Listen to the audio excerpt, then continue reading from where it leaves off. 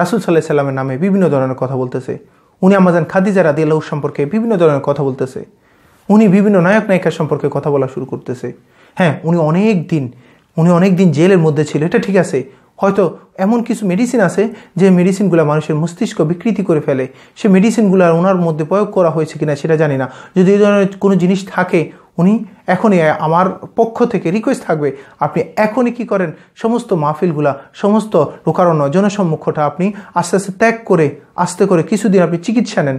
কিন্তু না, আপনি যে সমস্ত কাজকর্মগুলো করতেছেন, আসলে এই সমস্ত কাজকর্মগুলা যে জায়গাটা আপনার রাখা দরকার, যে সম্মানের জায়গাটা আপনাকে মানুষ রাখতো, এই জায়গাটা আপনি কেন যেন হারিয়ে ফেলতেছেন। 5টি নিয়ামত আছে যে নিয়ামতগুলা সম্পূর্ণ আখিরাতের সাথে সম্পর্কিত।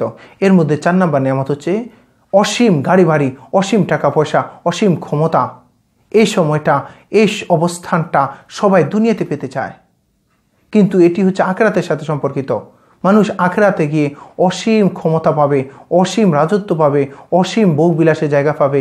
সবচেয়ে ছোট জান্নাত যিনি পাবেন, তিনিও এই 10টা পৃথিবী সমান পরিমাণ একটা তার জান্নাত পাবেন। অসংখ্য বাড়ি থাকবে, অসংখ্য নাজ নেয়ামতে ভোগ থাকবে।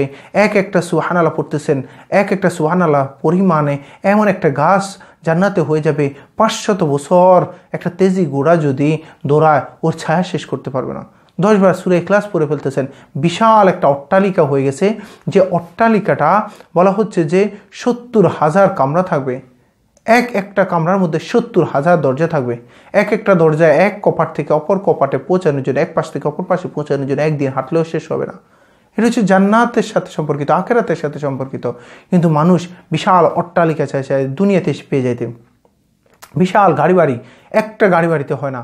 ব্রুনাইয়ের রাজা, সে 2000-5000 একটা গাড়ির শোরুমে যে পরিমাণ গাড়ি থাকে, একটা দেশের শোরুমের মধ্যে যে পরিমাণ গাড়ি থাকে, তার একাই সেই পরিমাণ গাড়ি, একাই এরকম দামি দামি গাড়ি। সবাই কেন যেন চায় দুনিয়াতে অসীম জিনিস, অসীম যে ভোগবিলাস, অসীম গাড়ি বাড়ি, অসীম ক্ষমতা, অসীম রাজত্ব, অসীম চেয়ার, অসীম সিংহাসন পেয়ে যাইতে। কিন্তু এই সমস্ত জিনিসগুলোই হচ্ছে আপনার জন্য আখিরাতের। আপনি 10 বার সূরা ইখলাস পড়তেছেন, আপনার জন্য এমন একটা মণি মুক্তা খুচিত একটা সিংহাসন হয়ে যাবে, যেখানে আপনি হেলান দিয়ে বসে থাকবেন। আপনার হুরগুলো আপনার সাথে আসে, আমোদ ফুর্তি করবে। আপনার জন্য 70,000 কর্মচারী থাকবে। ওটা হচ্ছে আখিরাতের সাথে সম্পর্কিত। না, আমরা এখন দুনিয়াতে পেয়ে যাইতে চাই। আর দুনিয়াতে পাওয়ার জন্য যা যা করা দরকার, হারাম বুঝি না, হালাল বুঝি না, সুদ বুঝি না, ঘুষ বুঝি না, মানুষকে খুন করা বুঝি না, যা কিছু করা দরকার, আমার এই চেয়ারটা লাগবে, আমার এই খানাগুলা লাগবে, আমার এই টাকা পয়সাগুলো লাগবে, আমার এই জিনিসটা লাগবে, আমার এই ক্ষমতা লাগবে, আমার এই সংসদীয় আসন লাগবে, আমার আমার মন্ত্রী হইতে হবে, এমপি হইতে হবে, আমার পিছনে সামনে পিছনে গাড়ি বাড়ি, সবাই আমার পিছনে অসংখ্য কর্মচারী থাকবে, অসংখ্য সৈন্য আমাকে শেল্টার দিয়ে যাবে। আমি কেন যেন আখিরাতের মূল্যবান ওই যে অসীম নিয়ামতটা আমি দুনিয়াতে চেয়ে যাইতেছি, পাওয়ার জন্য চেষ্টা করতেছি। আর এই চেষ্টার জন্য যা যা করা দরকার, প্রয়োজনে আমরা খুন পর্যন্ত করে ফেলি। নিজের গদি, নিজের চেয়ারটা ঠিক রাখার জন্য, প্রধানমন্ত্রী রাষ্ট্রপতি ঠিক রাখার জন্য আমি কি করি, মানুষকে খুন করে ফেলি, গুম করে ফেলি। হায় কাল কিয়ামতের ময়দান এটার জন্য তো ধরা খাবেন। কিন্তু আপনি যাই করেন, আপনার ক্ষমতা তো অসীম না, একটা সময় শেষ হয়ে যাবে। কিন্তু আমি মনে করতেছি না, আল্লাহ যদি আমাকে দেয়, আলহামদুলিল্লাহ, যে সময়টা যতক্ষণ পর্যন্ত আমার এই গাড়িগুলো থাকবে, 2টা 5টা, একটা গাড়ি হইলে তো হয়। মানুষের অনেকে তো একটা গাড়িও নাই, আপনার 5টা 10টা গাড়ি, আপনার পুরা গড় একটা তলা ভর্তি আপনি গাড়ি। আমি মনে করতেছি না, আপনার যদি গ্রামে একটা বাড়ি আছে, আপনি শহরে একটা বাড়ি চাইতেছেন, শহরে বাড়ি হয়ে গেছে, আরেকটু রাজধানীতে একটা বাড়ি চাইতেছেন, রাজধানীর বাড়িটা হয়ে গেছে, আপনি আবার দুবাইতে বাড়ি কিনতে চাইতেছেন, দুবাইটা হয়ে গেছে, সিঙ্গাপুর, আমেরিকা, লন্ডন, আপনি বাড়ি চাইতেছেন। আপনার শুধু এটা হচ্ছে অসীম জিনিসগুলো চাইতেছেন, যে এগুলো আপনি কতটুকু ভোগ করতে পারবেন, একটু চিন্তা করেন। আপনার তো জান্নাতে আপনার জন্য আবাদুল আবাদ আছে, ওখানে আপনি এখানে বসে কতক্ষণ লাগবে আপনি 10 বার কুল হুয়াল্লাহ পড়তে, কুল হুয়াল্লাহ সূরা ইখলাস 10 বার পড়তে আপনার যে সময়টা লাগতেছে, সর্বোচ্চ 2-2.5 মিনিট সময়, এর মধ্যে একটা ভাষা তৈরি হয়ে যাইতেছে। ওখানের জন্য আপনি করেন না। দুনিয়াতে অসীম জিনিস, গাড়ি বাড়িগুলো আপনার লাগবে, লাগার জন্য আপনি কি করতেছেন, একেবারে যা যা দরকার, সচ্চা সত্য মিথ্যা সমস্ত কিছু আপনি একসাথ করে গুলিয়ে মানুষদেরকে বলতেছেন। বর্তমান যুগে যে জিনিসটা হয়, এনেকি অসুস্থতার কারণে হোক, আমাদের সবচেয়ে প্রিয়, আমার অনেক আন্তরিকতার একজন আলেম আমির হামজা, মুফতি আমির হামজা কুষ্টিয়া, তিনি কি এই নির্বাচনের জন্য হোক আর যে কারণে হোক, উনি যে সমস্ত কথাগুলো বলতেছে, এই সমস্ত কথাগুলা যে কতটা ইসলামের সাথে বিরোধপূর্ণ, রাসূলকে তিনি সাংবাদিক বলে ফেলতেছেন, রাশমিকা নিয়ে কথা মন্তব্য করতেছেন। ওয়াজের মাঠটাকে কি পরিমাণ তিনি কি বুঝে করতেছেন, না বুঝে করতেছেন, না ক্ষমতার জন্য করতেছেন, না এমপি হওয়ার জন্য করতেছেন, না চেয়ারের জন্য করতেছেন, আল্লাহই ভালো জানে। হ্যাঁ, উনি 3.5 বছর জেলে ছিলেন। হয়তো এমন কিছু মেডিসিন আছে যেটা মানুষের মস্তিষ্ক, মানুষের ব্রেনটাকে বিকৃত করে ফেলে।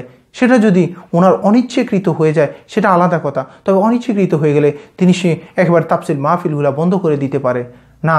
উনি যেভাবে বিভিন্ন জায়গায়, বিভিন্ন লোকারণ্যে, বিভিন্ন জনসম্মুখে যে সমস্ত কথাগুলো বলতেছে রাসূলকে নিয়ে, আম্মাজান খাদিজাকে নিয়ে যে সমস্ত কথাগুলো বলতেছে, এই সমস্ত কথাগুলো আসলে ঈমান রাখার মতো এই সমস্ত কথাগুলো না।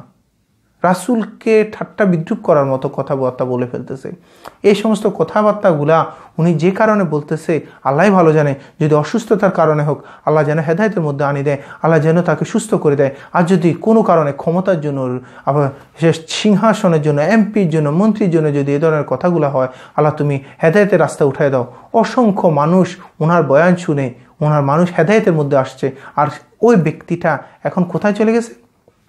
নিজেই মানুষের হাসি তামাশার জায়গা হয়ে গেছে। একটু হয়তোবা ক্ষমতার জন্য তিনি এই ধরনের আবল তাবল বকাবকি কথাবার্তা শুরু করতেছে, যার কারণে লাভটা কি হয়েছে? সবার মাথার মুকুটের মতো যাকে রাখতো, একবার আন্তরিকতার প্রত্যেকটা মানুষ, বিশেষ করে আমার ক্ষেত্রে আমি ওনাকে বলতাম যে বাংলার ডাক্তার জাকির নায়েক, আর সে মানুষটা এখন সবচাইতে একবারে খল নায়কের মতো পরিণত হয়েছে। হাসি তামাশার জায়গা, ছোট্ট ছোট্ট বাচ্চারা ওনাকে নিয়ে বিদ্রুপ করে টিকটক করা শুরু করতেছে। একটা কারণ হয় অসুস্থতা, অথবা হয়তো ক্ষমতার কারণ, সিংহাসনের জন্য, রাজত্বের জন্য। হায় হায়, আপনি হারাম দিয়ে ইসলাম কায়েম হবে না জীবন। আপনি তো আমাদের থেকে, সবার থেকে, অনেকের থেকে, অনেক ভালো ভালো আলেম থেকে বেশি বুঝেন, কিন্তু কেন যেন আপনি এই সমস্ত কথাগুলো ব্যালেন্স ছাড়া বলতেছেন। আল্লাহু আকবার। আল্লাহ আপনাকে হয় সুস্থ করে দিক, হেদায়েতের মধ্যে উঠাই দিক, নাহলে আল্লাহু আকবার, আল্লাহই আলম, আল্লাহই ভালো জানে কি করবে। তবে সব অবস্থা আপনি দেখতেছেন না, আপনার শরীরের সাথে ম্যাচ করতেছেন এই জিনিসটা। আপনার এখন তাফসীর করাটা, আপনি 3.5 বছর অনেক জুলুমের শিকার হয়েছেন, ঘুমের শিকার হয়েছেন। এই অবস্থা আপনার হয়তো মাহফিলটা করা আপনার দ্বারা সম্ভব হচ্ছে না। আপনি কি করে ফেলেন? আপনি এই মাহফিলগুলো ক্যান্সেল করে দেন, ভাই আমার দ্বারা সম্ভব হচ্ছে না, আমি আর এই জিনিসগুলো করব না। না, এখন আপনি কি করতেছেন?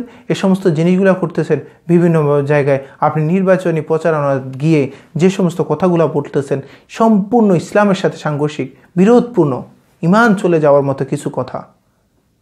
আমাদের তো হয়তো ওই পরিমাণে আলেম নাই, কিন্তু যত বড় বড় আলেম আছে, প্রত্যেক মানুষই, প্রত্যেক আলেমই আপনার বিরুদ্ধে এখন কথা বলা শুরু করতেছে। যে মানুষটা সবার মুখে মুখে ছিল, আনন্দের ছিল, সবাই সম্মানের জায়গা ছিল, ওই জায়গাটা নষ্ট হয়ে যাচ্ছে। এই জন্য আল্লাহ পাক যেন আপনাকেও বুঝার তৌফিক দান করেন। যে বিষয়টা নিয়ে আমরা আলোচনা করতেছিলাম সেটা হচ্ছে এই সমস্ত ক্ষমতা, এই সমস্ত গাড়ি বাড়ি, এই সমস্ত প্রাসাদ অট্টালিকা, এই সমস্ত রাজত্ব, এই সমস্ত চেয়ারগুলা, এটা হচ্ছে আখিরাতের সাথে সম্পর্কিত।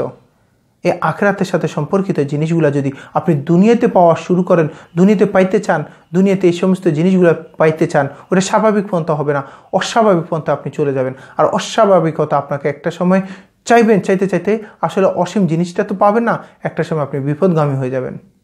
আপনার জন্য 50 লক্ষ 1 লক্ষ কোটি টাকার বাড়ি বিদেশে থাকার জন্য কি দরকার হয়ে হচ্ছে আপনি বলেন? আপনি যে জিনিসটা চাইতেছেন, এমন এমন একটা ঘড়ি আপনি পরবেন, যে ঘড়িটা দেখতেও তো বোঝা যায় না, ছোট্ট একটা ব্যাগ নিছেন 8-10 কোটি টাকা, কি জিনিস এটাতে?